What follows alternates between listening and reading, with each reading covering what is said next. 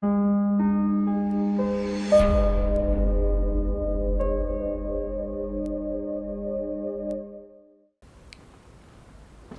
tout le monde. On va commencer aujourd'hui notre première séance du programme de troisième année collégiale de l'enseignement traditionnel avec la séquence 7, l'eau, source de vie. Et bien sûr, on va commencer par une leçon de lecture-compréhension, sous-titre l'eau à la maison. Donc, comme vous voyez, on va travailler sur le texte de la page 104 et on va essayer d'atteindre deux objectifs. Le premier objectif, lire un texte adapté et comme deuxième objectif, acquérir un lexique spécifique à l'eau.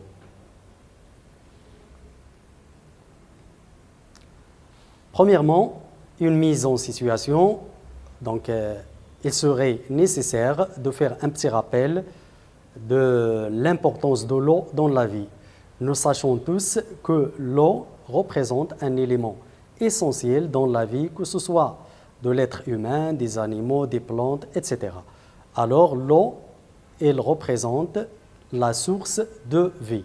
L'eau comme une source de vie.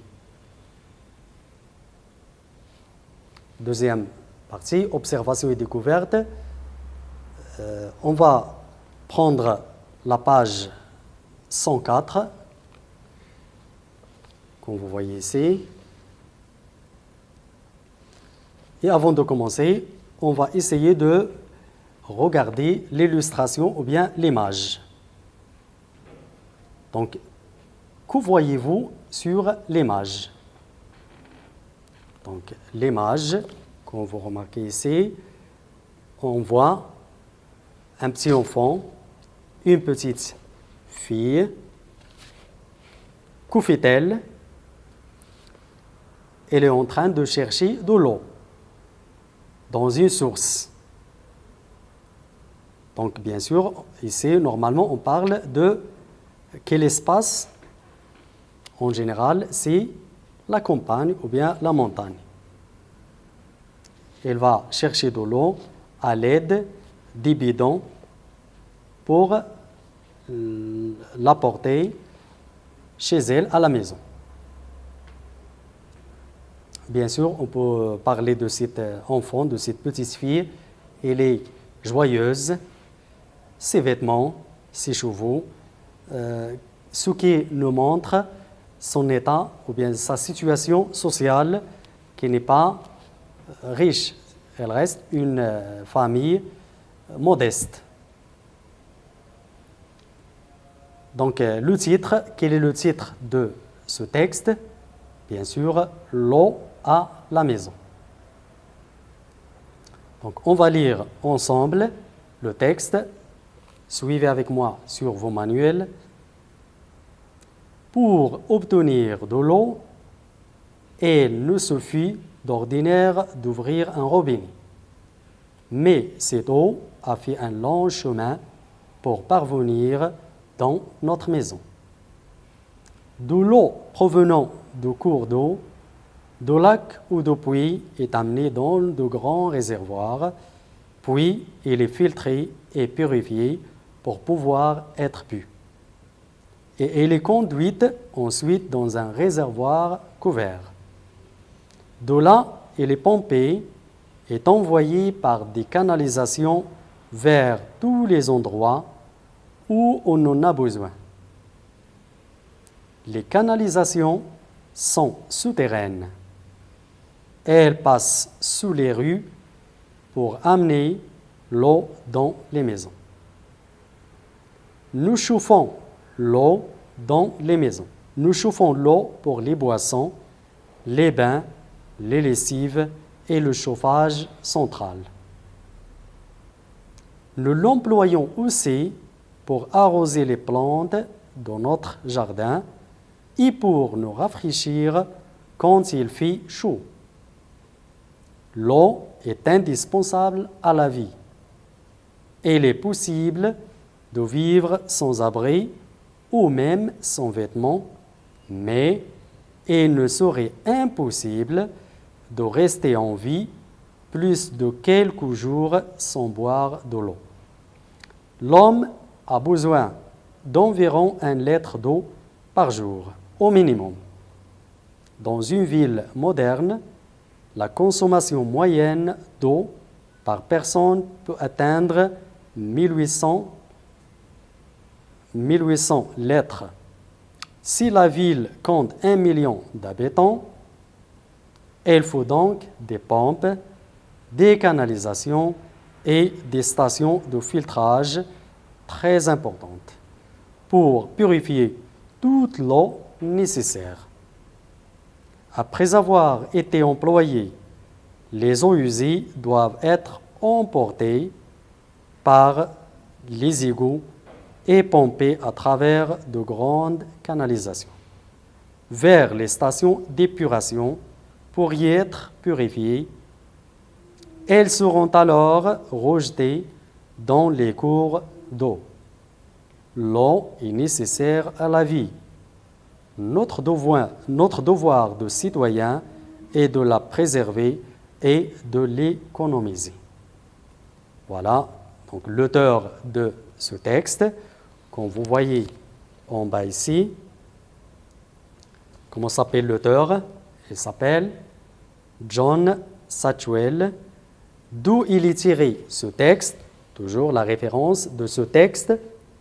Il est tiré d'une œuvre qui s'appelle, ou bien sous-titre, Adaptation, qui s'appelle Découvrons l'énergie, édition Gamma Héritage. Voilà la lecture magistrale du texte. Maintenant, on va répéter pour la deuxième fois. Pourquoi? Pour expliquer le texte et les mots difficiles. Donc, l'eau à la maison. Pour obtenir de l'eau, pour avoir de l'eau chez nous dans nos maisons, il ne suffit d'ordinaire d'ouvrir un robinet. Il sera suffisant d'ouvrir le robinet installé dans les pièces de la maison. Mais cette eau a fait un long chemin pour parvenir dans notre maison.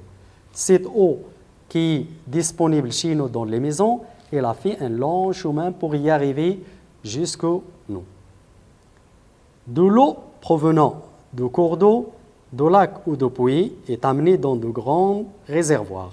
Donc cette eau qui provient ou bien qui fait un long chemin, elle provient premièrement de cours d'eau ou bien des lacs ou bien des puits, etc. Et elle est amenée dans les villes dans de grands réservoirs. Puis, elle est filtrée et purifiée. Bien sûr, on va purifier cette eau et filtrer et purifier pour pouvoir être bu. Pour pouvoir utiliser et boire cette eau, elle doit passer par l'opération de filtrage et purification. Et elle est conduite ensuite dans un réservoir couvert. Comme les villes, dans chaque ville, il y a des réservoirs de pompage où l'eau est amenée pour être réservée ou bien gardée dans ce réservoir couvert. D'où là, elle est pompée et envoyée par des canalisations. Elle est pompée. Cette eau, elle est pompée. Donc, vous avez les mots difficiles ici en bas. Pomper, numéro 1. Pomper, c'est-à-dire le verbe pomper, évacuer à l'aide d'une pompe. Évacuer l'eau à l'aide d'une pompe. Donc, de là, elle est pompée et envoyée par des canalisations vers tous les endroits. Les canalisations installées sous la terre qui conduisent l'eau dans les différents endroits comme les maisons, les usines, les administrations, les établissements, etc. Par des canalisations vers tous les endroits où on a besoin. Les canalisations sont souterraines, sous la terre.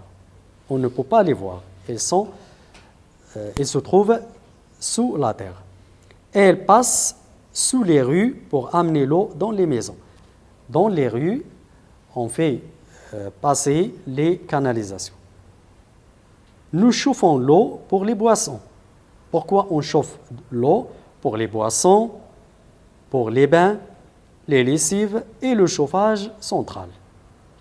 Nous l'employons aussi pour arroser les plantes de notre jardin. Pourquoi on utilise de l'eau aussi pour arroser le jardin ou bien les plantes de notre jardin et pour nous rafraîchir quand il fait chaud. L'eau est indispensable à la vie. Tout le monde a besoin de l'eau. Personne ne peut vivre sans l'eau. Il est possible de vivre sans abri. Il est peut-être qu'on trouve quelques personnes qui peuvent vivre sans maison, sans domicile, ou bien sans vêtements. C'est possible de vivre sans vêtements et sans maison. Mais, par contre, il ne serait impossible de rester en vie plus de quelques jours sans boire de l'eau.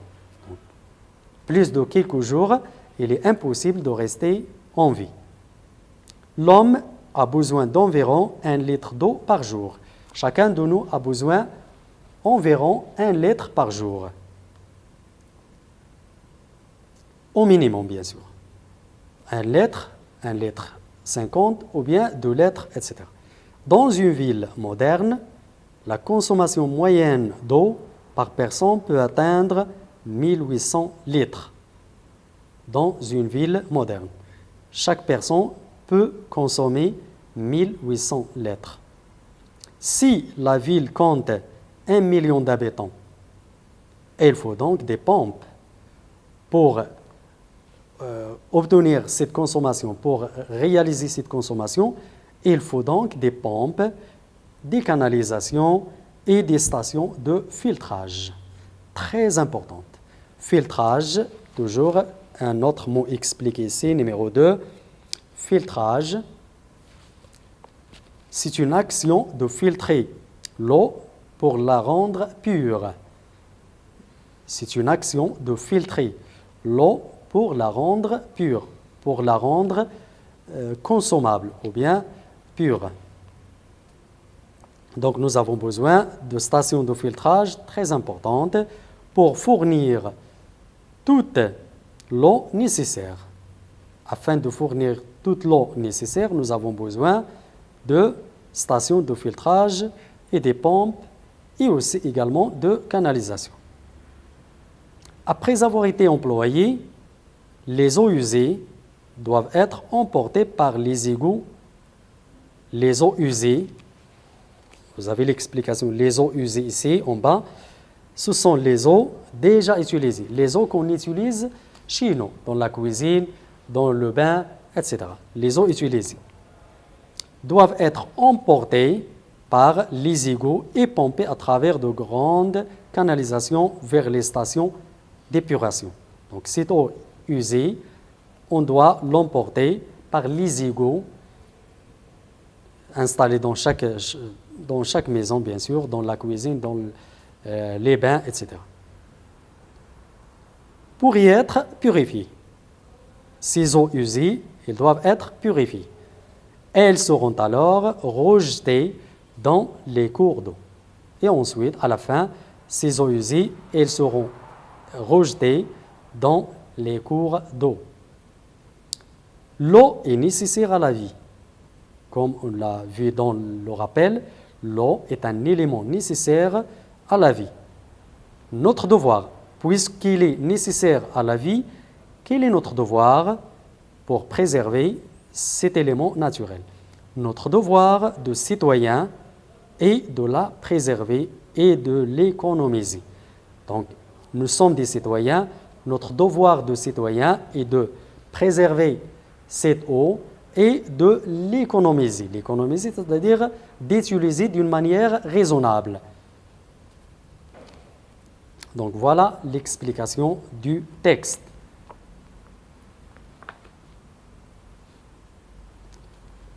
Donc maintenant, on passe aux questions « je repère ». La première question, s'agit-il du texte tel que son auteur l'a écrit?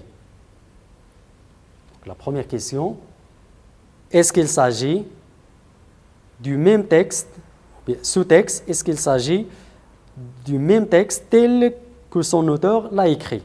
Ce texte, est-ce qu'on l'a relevé ou bien retiré de la même façon écrite par son auteur? Bien sûr, non. Ce texte, il est adapté. Comme vous voyez ici, à côté de la référence, l'auteur Jean Satchwell, adaptation française de François Carly. Il est adapté. On a introduit quelques modifications par ces modifications, ou bien cette adaptation est faite par l'auteur John Satchwell. Ça, c'est la première question. Donc, non, pour répondre à cette question, on peut dire non, ce texte, il est adapté. Deuxième question, de quel élément de la nature parle le texte? Ce texte parle de quel élément de la nature? Comme vous voyez le titre, l'eau à la maison. Donc le titre, ou bien le texte, nous parle d'un élément naturel qui est l'eau. Troisième question, de quel type de texte s'agit-il? Et de combien de paragraphes est-il composé? De quel type de texte s'agit-il? Ce texte, après avoir lu ce texte, quel est le type de texte?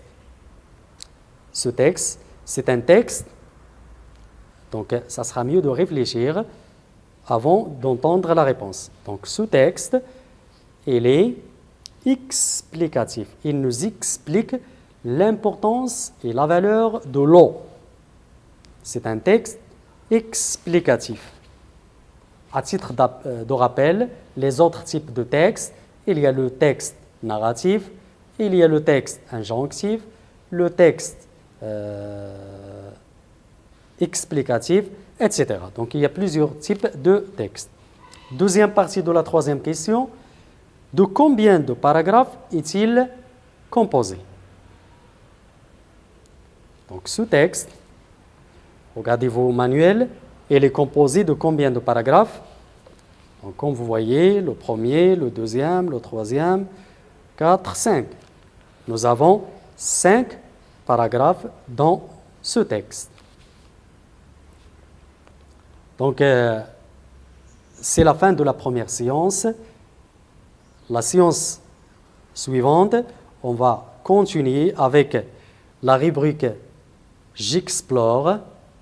On va travailler, on va répondre aux questions plus une question débat. Donc, on se retrouve dans la séance suivante. Merci de votre attention.